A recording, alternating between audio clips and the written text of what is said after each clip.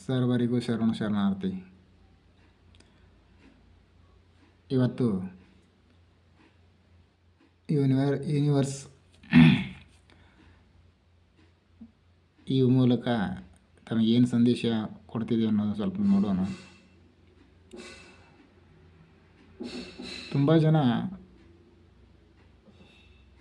ಅವರಿಗೆ ಯಾವುದೇ ರೀತಿಯಿಂದ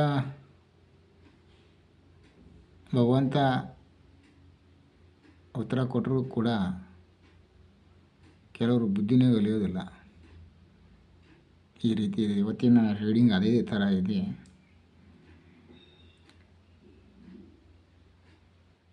ವಿನಾಕಾರಣ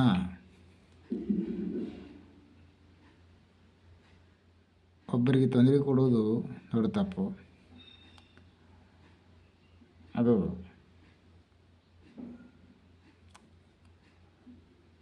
ನಿಮ್ಮ ಸಾಂಸಾರಿಕ ಜೀವನದಲ್ಲಿ ಬಿರುಗಾಳಿ ಬೀಸಿದವರು, ಹಾಗೆ ನಿಮ್ಮ ಆರ್ಥಿಕ ವ್ಯವಸ್ಥೆ ಮೇಲೆ ಪೆಟ್ಟು ಕೊಟ್ಟಂಥವರು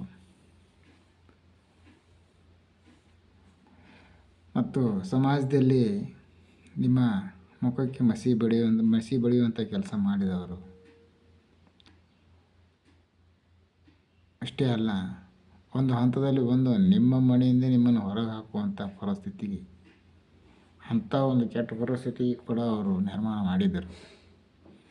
ಇವತ್ತವರ ಸ್ಥಿತಿ ಯಾವ ರೀತಿಯಾಗಿದೆ ಅಂತಂದ್ರೆ, ಅವರು ಮನೆಯೊಳಗೇ ಅವರಿಗೆ ಬೆಲೆ ಇಲ್ಲದಂಥ ಪರಿಸ್ಥಿತಿ ಆಗಿದೆ. ಇದು ಅವರಿಗೇನು ಹೊಸದಲ್ಲ. ಇದು ಅವರು ಯಾವ ಸುಖಕ್ಕಾಗಿ ಮಾಡ್ತಾರೋ ಏನೋ ಗೊತ್ತಿಲ್ಲ.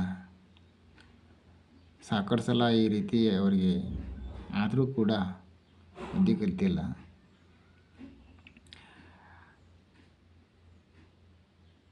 ವಿನಾಕಾರಣ ಇನ್ನೊಬ್ಬರಿಗೆ ತೊಂದರೆ ಕೊಡೋದು ದೊಡ್ಡ ತಪ್ಪು. ಅದರೊಳಗೆ ಯಾವ ವ್ಯಕ್ತಿ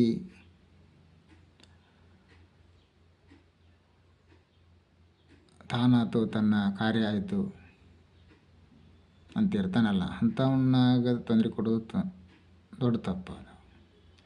ಅದಕ್ಕೆ ನಿಮ್ಮ ಪರವಾಗಿ ಇವತ್ತು ಯೂನಿವರ್ಸ್ನೇ ಅವರಿಗೆ ಹೊಡೆತ ಕೊಟ್ಟಿದೆ.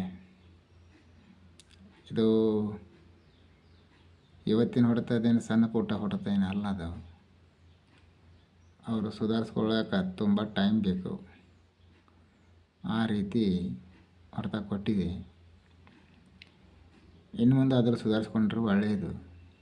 ಇಲ್ಲಿಲ್ಲ ಅಂದರೆ ಇದಕ್ಕಿಂತ ತುಂಬ ಕೆಟ್ಟ ಪರಿಣಾಮ ಅವರು ಎದುರಿಸಬೇಕಾದಂಥ ಪರಿಸ್ಥಿತಿ ಅವರಿಗೆ ಬರುತ್ತದೆ. ಮತ್ತು ನಿಮ್ಮದು ಮುಂದಿನ ಜೀವನದ್ದು ಯಾವುದು ಏನು ತೊಂದರೆ ಏನಿಲ್ಲ ಸದ್ಯದ ಮಟ್ಟಿಗೆ. ಯಾವ ರೀತಿ ಇದೆ ಅಂದರೆ, ನೀವು ಮುಟ್ಟಿದ್ದೆಲ್ಲ ಚಿನ್ನ ಆಗುವಂಥ ಒಂದು ಸಮಯದಲ್ಲಿದ್ದೀರಿ. ಈಗ ಆ ಒಂದು ಸಿಚುವೇಶನ್ದಲ್ಲಿ ಇದ್ದೀರಿ. ಆದರೂ ಯಾರನ್ನೂ ಅತಿಯಾಗಿ ನಂಬಿ ನಿಮ್ಮದೇ ಆದಂಥ ಒಂದಷ್ಟು ಸೀಕ್ರೆಟ್ಸ್ ಇರ್ತಾವೆ, ಅವನ್ನ ಯಾರ ಮುಂದೆನೂ ಶೇರ್ ಮಾಡ್ಕೊಳ್ಳೋವಂಥ ಕೆಲಸ ಮಾಡೋಕ್ಕೆ ಹೋಗಬೇಡ್ರಿ. ಯಾಕಂದರೆ ಇವತ್ತು ಒಬ್ಬರ ಏಳಿಗೆಯನ್ನು ನೋಡಿ ಖುಷಿ ಪಡೋರ್ಕಿಂತ ಹೊಟ್ಟೆ ಕಿಚ್ಚಿಕೊಳ್ಳೋರು ಜಾಸ್ತಿ ಸಮಾಜದಲ್ಲಿ. ಅದಕ್ಕೆ ಸ್ವಲ್ಪ ಈ ಒಂದು ಮಾತನ್ನು ನೆನಪಿನಲ್ಲಿ ಇಟ್ಕೊಳ್ರಿ. ಈ ಸದ್ಯದ ಮಟ್ಟಿಗೆ ನಿಮಗಂತೂ ಯಾವುದೇ ರೀತಿ ತೊಂದರೆ ಇಲ್ಲ. ನಿಮಗೆ ತೊಂದರೆ ಮಾಡಿದವರೇ ತೊಂದರೆಯನ್ನು ಅನುಭವಿಸ್ತಾ ಇದ್ದಾರೆ. ಅದನ್ನು ಅವ್ರ ಪಾಟಿಗೆ ಅವ್ರನ್ನ ಬಿಟ್ಟು ಬಿಡ್ರಿ. ನಿಮ್ಮ ಕೆಲಸ ನೀವು ಸರಿಯಾಗಿ ಮಾಡ್ಕೊತಾ ಹೋಗ್ರಿ.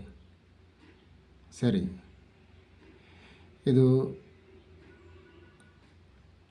ನಿಮಗಿದು ಜನ್ರೇಟ್ ಆದರೆ, ಅಂದರೆ ಇದು ಜನರಲ್ ರೀಡಿಂಗ್ ಆಗಿರೋದ್ರಿಂದ ನಿಮಗೆ ಜನ್ರೇಟ್ ಆದರೆ ಇದನ್ನು ಶೇರ್ ಮಾಡಿ, ಲೈಕ್ ಮಾಡಿ, ಹಾಗೆ ನನ್ನ ಚಾನಲ್ಗೆ ಸಬ್ಸ್ಕ್ರೈಬ್ ಮಾಡಿ ಅಂತ ನಾನು ಈ ಮೂಲಕ ನಿಮ್ಮಲ್ಲಿ ಕೇಳ್ಕೊತೀನಿ.